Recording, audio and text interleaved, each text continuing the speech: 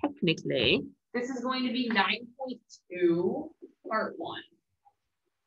Because there's more parts coming to this. We might even get to a part 3, mostly because I just don't want to overwhelm you because you have so much going on this week. Also, just because there is kind of a lot of wordiness today. Okay, so the first thing we're going to talk about is angles in standard position. So I'm going to draw out an axis. This axis is not what you would normally think of, though. I'm not going to draw out some graph on this. This is actually going to represent the unit circle. So we have not gotten into, and we won't probably until after maybe even this week, the massive unit circle. It's a whole bunch of radians and degrees, and there's pi symbols on it. It's a whole thing. We will get into that. But the unit circle goes from here all the way around this axis back to the beginning. The only part we're going to focus on today is just the main axis points and their degree measures. So degree has a little degree symbol up in it. We start at 0, and every axis we add on 90. So from 0 to this axis, that axis represents 90 degrees. 90 to here, good, 180, 180 to here, good. And then, shockingly enough, we double use this axis, so we go back up, and the second time around it's 360, right? Which you might recognize these kind of axis points and measures. If you, and I might suggest taking notes on the very back side of that if you want to, or just taking notes as you go kind of through that packet. So again, you start here and you finish here. That's why we have the two different multiple representations of that, 0 and 360. So if I were to draw something in standard form, what that's basically saying is the angle starts on this beginning axis and ends somewhere else. It can be a positive angle or it can be a negative angle.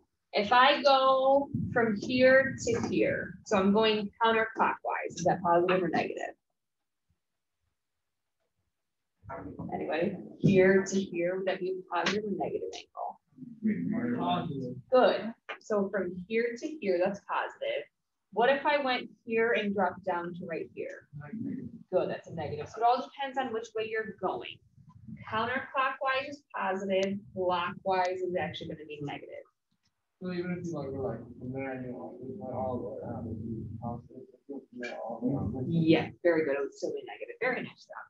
So a standard position angle would be if I drew, let's say we want to draw 60 degrees. And I can kind of estimate this. I'm never going to ask you to do it perfectly. We're not going to get out our compasses and everything here. Yeah. I can't even name it. She loves those. Yeah, we're not going to get those out. So I'm going to estimate if I went halfway between here, that would be 45 degrees. So I'm going to go a little more than halfway. And I start at the axis, end at my angle, and this was 60 degrees. That's as simple as it is to draw an angle in standard form. Like that's all that it is. Starting at your axis, drawing to where you're estimating that angle to be. I want to remind you, this is quadrant 1, 2, 3, 4. So you always count counterclockwise, just like the way that you go with angles. Yeah. Good. We'll get to that in just 1 second.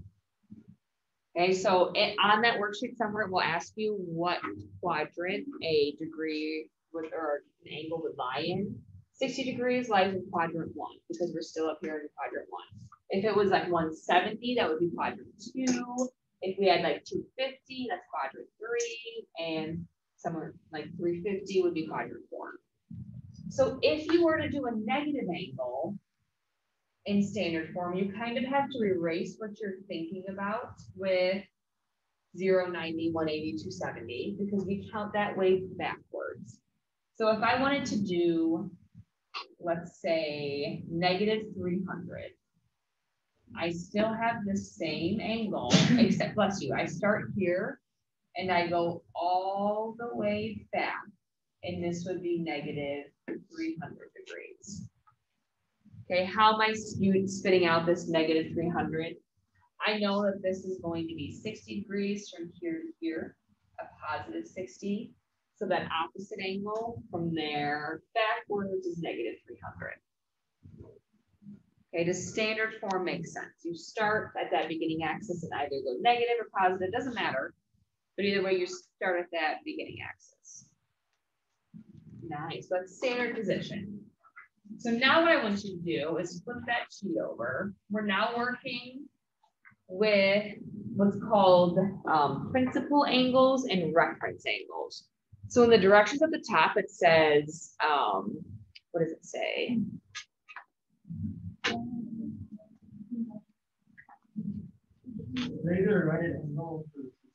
Related angle. I want you to cross out related and switch that with reference. So reference angles is a much more commonly used term. If you were to try this on like your Algebra 2 book uses related angle. If you go into any pre-calc book or SAT, they more than likely are using reference angle. So it truthfully confused me when I first saw it, because I was like, wait, what? I'm like, oh, it's a reference angle. Related is another word for it, but we want to use reference angle instead. So when you're talking about a principal angle, it's basically what I just drew you. It's an angle in standard position. So we could say from here to here, again, 60 degrees. This is your principal. I'm labeling that with a P. Principal angles are the main angle that's being labeled. Okay, so on that worksheet a couple of times, they specifically labeled to you, this is my principal angle, tell me what my reference angle is. More often than not, it's just an angle in standard position. Sometimes it can be a little bit different than that, but it will be notated if so. Otherwise, you can kind of just guarantee it's whatever is in standard position.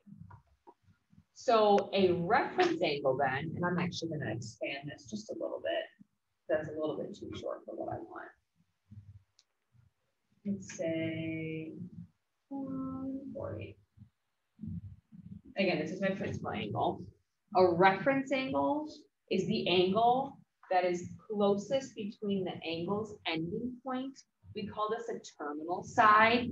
Terminal means end or like death. So the end of an angle, yeah, death was a little bit too heavy maybe for math class.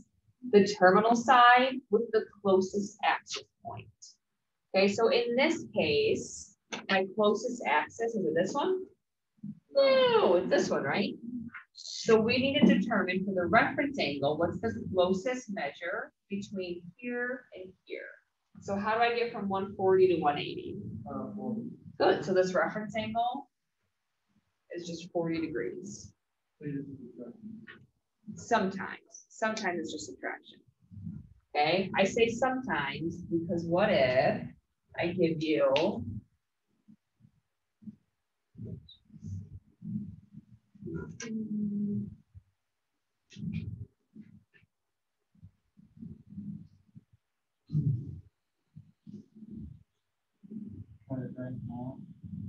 you just have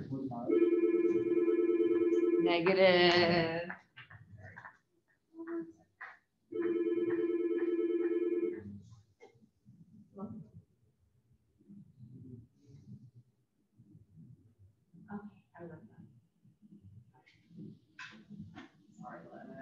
I know you know it all the time. Make sure you're not in the nerves and take all your stuff. I'm so sorry. That stinks. I've been waiting for it. I figured if you got through this class, you might be okay. Yeah. Hopefully it'll be a short one.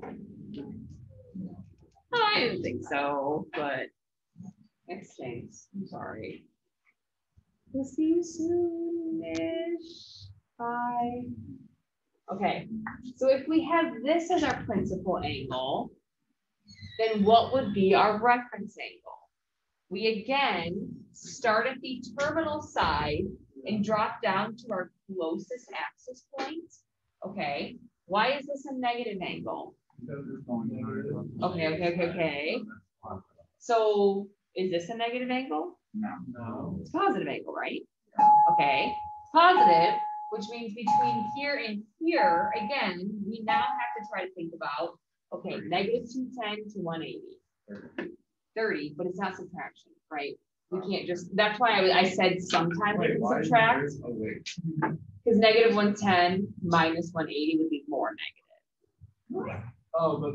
But you know the difference between. So subtraction is a loose term. Difference between, much better. So positive 30 degrees would be that reference, okay? Not too bad? Okay, I have one last thing I want to show you, and I promise it's super quick. The very last thing is called coterminal angles. So if here is my axis point, and we say that we're working with angle measure 60, and I want you to find coterminal angles. What that word means is it starts and it ends in the same place as your original angle. Okay, this is my original angle. It starts here and it ends here. Oh, that's okay. That's okay. That's okay. Starts here. Through this. Starts here, ends here. So I could start here, go all the way around, and then back up. What's a full rotation? How many degrees? Yes. So I take 360 and I add 60, right? To find that coterminal angle. So this one would be 420. Couldn't you do that a million times? I could go around twice and then add 60. I could go around 3 times and then add 60. They would all be coterminal angles. Someone asked me earlier, well, can I go backwards? Absolutely. You can start here and go backwards to this angle. Yes, negative 300 specifically in this case. Oh, yeah. So this is the very last portion of your worksheet. This is a conceptual understanding. Tell me what I'm doing mathematically. You have to make it equal 360 no matter what. About, right? So I took 60 and I added on, how much? 360, right? I took 60 and I subtracted off. So it has to be 360. Wait, what?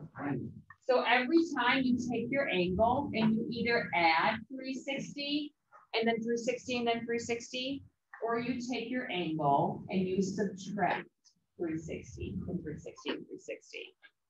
To get 420, we took 360 plus 60. To get negative 300, we took that 60 degrees and subtracted 360. You on your worksheet will have to do it with just angles. Conceptually, though, I want you to understand what it actually means graphically. Okay. All right, that is it.